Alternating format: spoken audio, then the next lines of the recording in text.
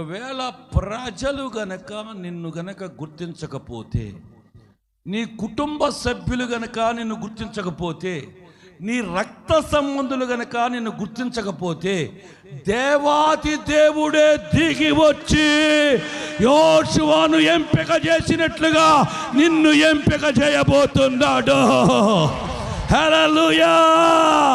నాకంటూ ఒక గుర్తింపు లేదు, నా మాటకంటూ ఒక విలువలు లేవు, నా ప్రాంతంలో నన్ను ఎవరు కూడా గుర్తించడం లేదు, చులకనగా చూస్తారనే ఒక అభద్రతా భావంతో గూడు కట్టుకున్న నీ హృదయంతో దేవుడు మాట్లాడుతున్నాడు.